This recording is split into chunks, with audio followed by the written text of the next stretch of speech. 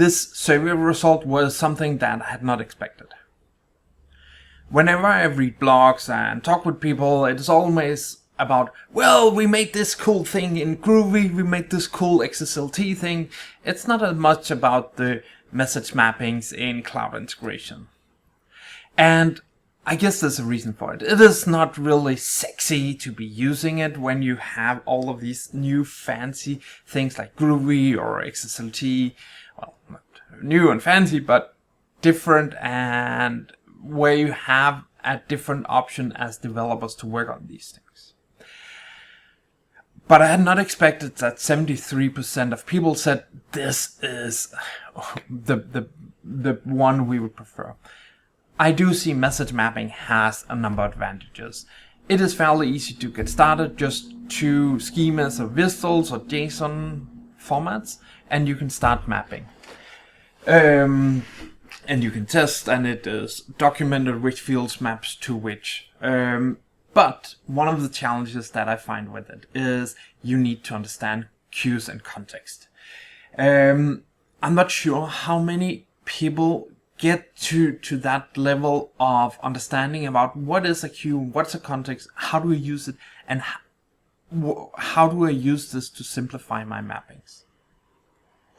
So over my time, I have worked with a lot of different companies, and I've seen different message mapping. Some of these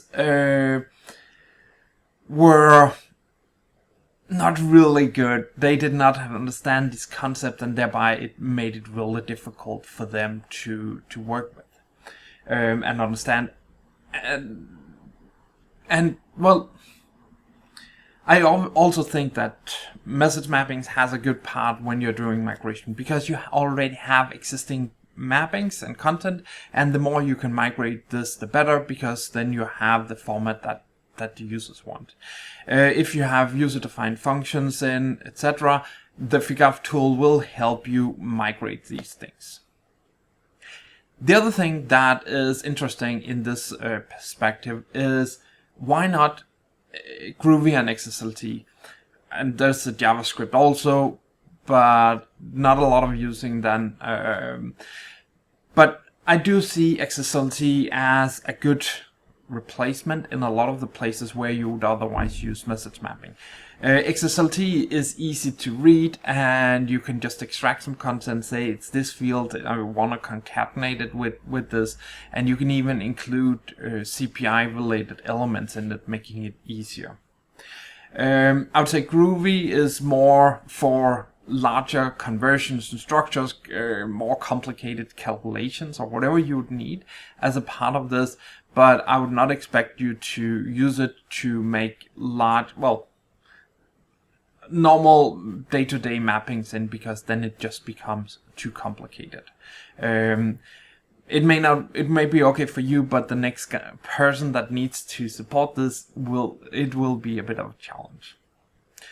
In the Figaf tool, we have also added a UI that allows you to edit both Groovy and XSLT, run tests on it, and then be able to see how does this actually work, and can we actually use this as a part of our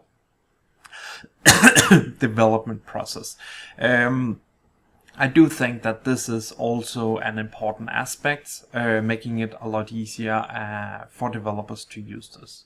Lastly, I would say I forgot to add Integration Content Advisor. I do think it does make it easier for customers to create mappings, but it does have a learning curve about how do you map these, and then how do you make the manual adjustments that will be needed for it.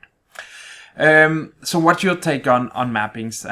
Thanks for listening. If you liked it, please hit the like, please hit the subscribe, and please share it with your peers and colleagues. Thank you.